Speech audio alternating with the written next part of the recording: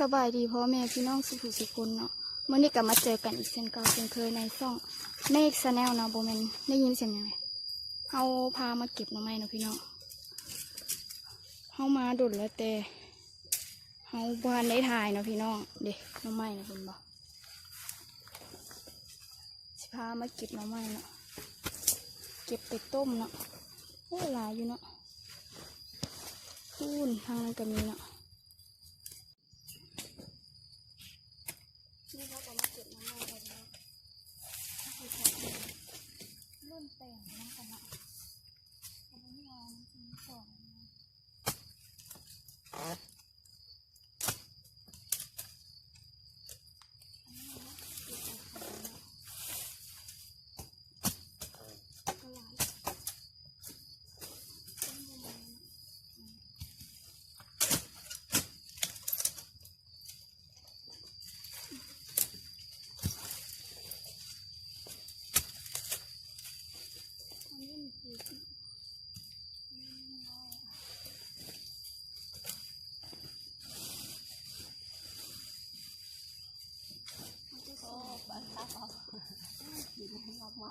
เขาจะส่องไปน้ำเนาะ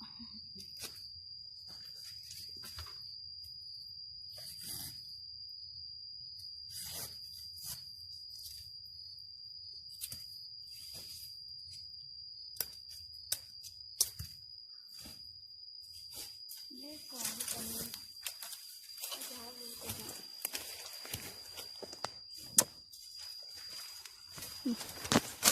ตอนนี้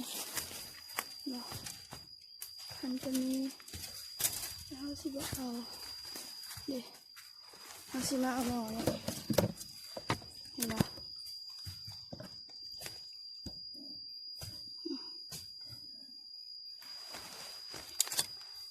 แนวมันยาวเลยนะ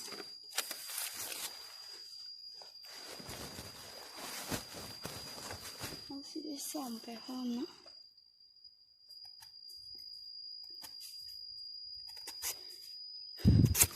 มันผสมมันได้หน่อยเนาะ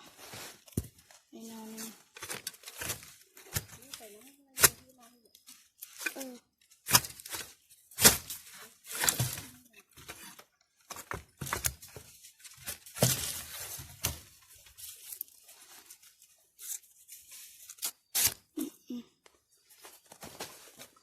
มันออกสีแม่ตัวใหญ่เลยเนาะ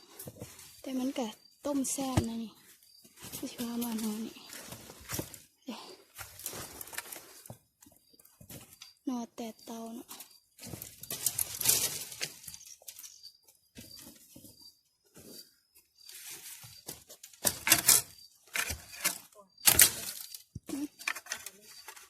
ไม่ได้ตัวเบอร์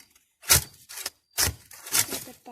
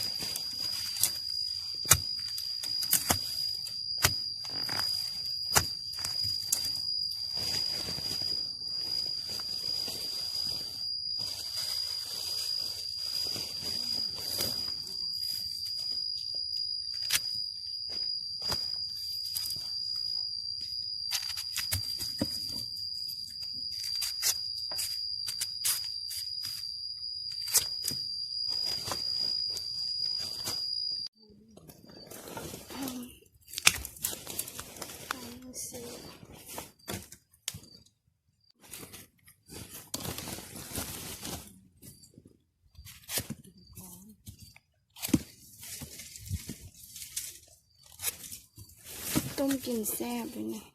นอนน้อยสิตัววะไม่เจอพ่อเห็นวะพี่น้องอันนี้เขาสิพามาเบิ่งของดีเนาะผมเป็นแม่เจ็บน้องไม้อยู่นี่จะน้อยใหญ่แม่เจ็บอยู่นะโอ้ยพวกเรามาบอกไงเลยของดีอยู่พี่น้องเห็นป่ะ หางตออย่างนี้แม่ตอตุ้มเนาะพี่น้องเบิ่งโอ้เห็นซุ้มเขาเบิ่งไหมพี่น้องทอกระคุพุ่นนะแม่มันบินออกมาแล้วอุ้ยไปก่อนเด้อพี่น้องย่านไหลมันบินมาแล้วสับเอาไหมเขาสิ่งนี้ปะย่านแห้งเป็นไหนมันตัวสิไปประทานพี่น้องพาไปเบิ่งหน่อไม้เนาะเขาก็สิมาเก็บหน่อไม้ตัวเนาะเฮ้ยยังจะเกลือตัวหมกใหญ่ๆเลยก็แต่ย่านขนาดให้มันตอยเลือดตายเลยนะหน่อไม้ก็หลายเนาะน้องโมมีคนมากินเนาะนี่หาฝนก็ตกเนาะแล้วนี่ก็เป็นห้องน้ำเนาะมันก็เลยซึมออกมาโอ้ไม่ได้ไม่ชัดเนาะ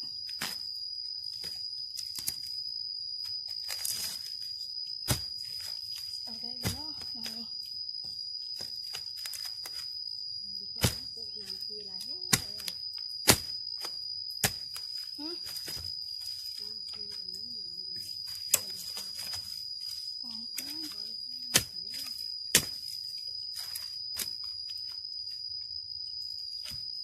มันมีน้ำมันก็เลยมาอยู่เนาะไม่ใช่น้ำเพราะว่ามันสูง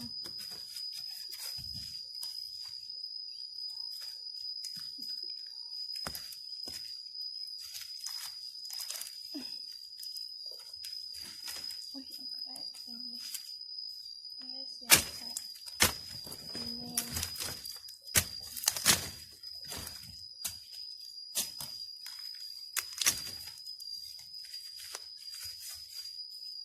ก่อนนี้ได้หาหนู6 โลนะพี่น้อง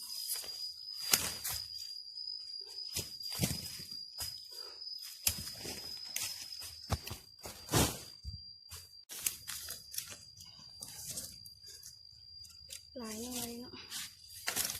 วันนี้น่าเอา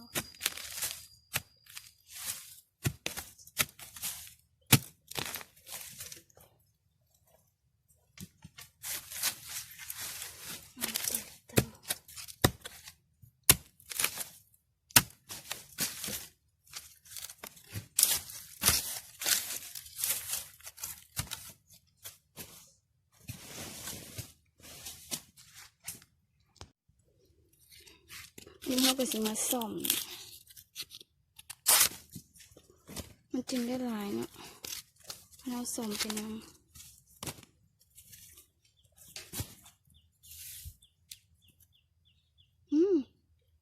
มันเป็นป่าวะแม่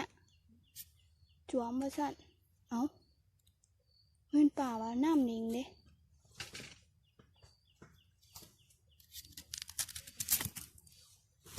ฮะ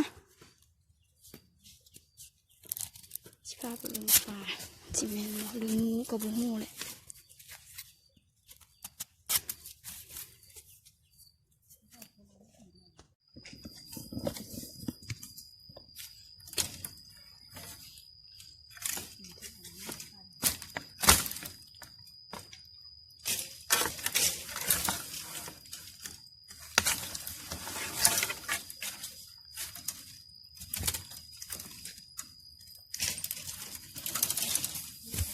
เบิ่งดู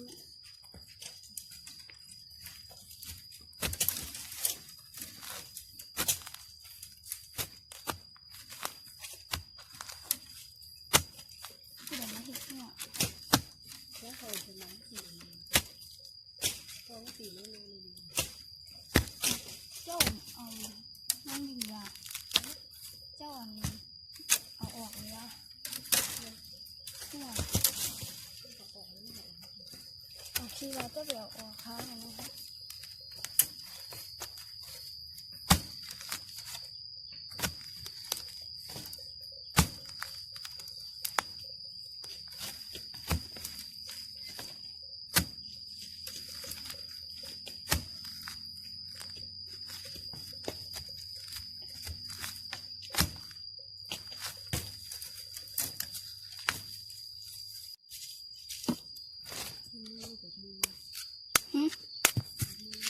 ป๊บนึง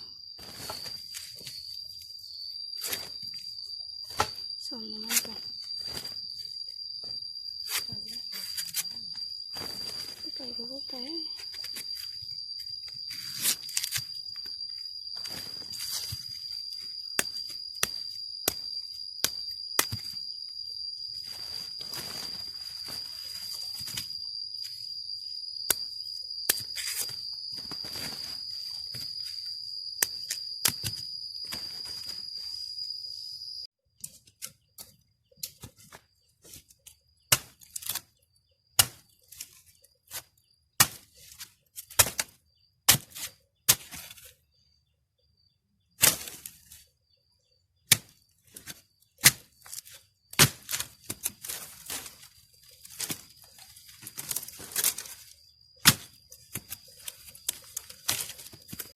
เห็นไหมพี่น้องเขาที่แบบนอนอะไรเนาะ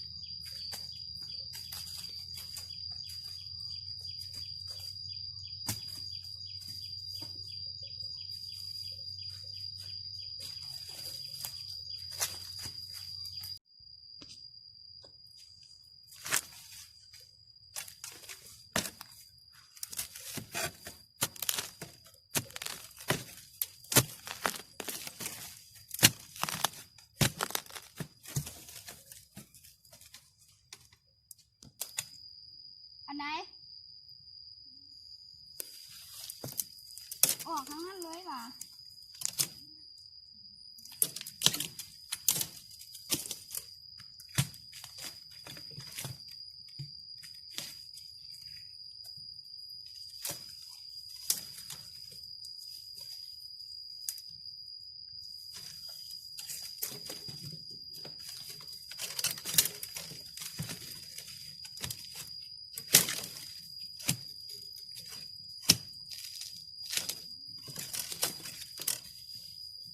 มันสองยังเลย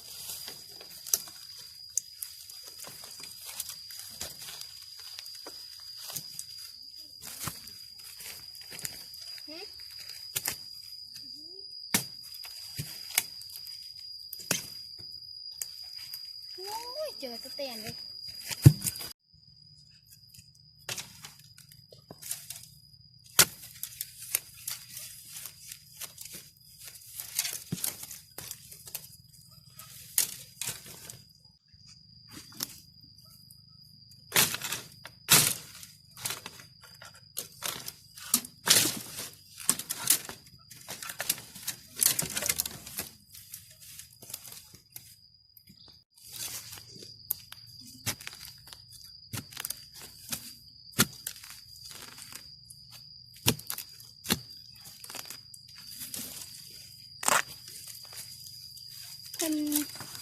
มันไม่เก็บเขาเรียกว่าจะนอนยังไง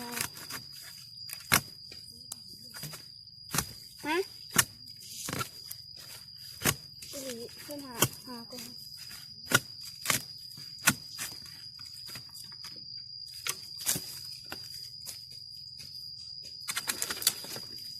อันนี้เขากลับมาห้อนเฮือนแล้วนะพี่น้องได้สวมโคงกับกระซามหนึ่งเนาะเขากำลังสีล่างแล้วก็ต้มแล้วพี่น้องเมื่อยไปไงหามาน้ำไม่ใหญ่เลยค่ะน้ำอันนี้เขากระล่างเนาะอันนี้อย่างนั้นได้สองนอนมีแต่นอยใหญ่ๆอยู่ในหงยังงอใหญ่นะพี่น้องอันนี้เขากับสีไปล่างก่อนเนาะมันลายนอนนี้เขากะอันเห็ดแล้วเขากะใส่หม้อเขากะเอานี่ปลูกเอาใบอันนั้นมาปลูกเนาะให้มันนองงามมันเหลืองงามเขากะต่างไฟใส่น้ำจืดแล้วก็เรียบร้อยเขาล่างแล้วเขามาใส่นี่มันนกนกตายนะพี่น้องจุดทิ้งเขาก็สิดังไฟใส่เนาะเปื่อยมันจืด2 หม้อเนาะอันที่เขาเก็บมาคลิปนี้กับเจ้าเพียงเท่านี้เลยเนาะพี่น้องฝากกดไลค์กดแชร์เลยเนาะ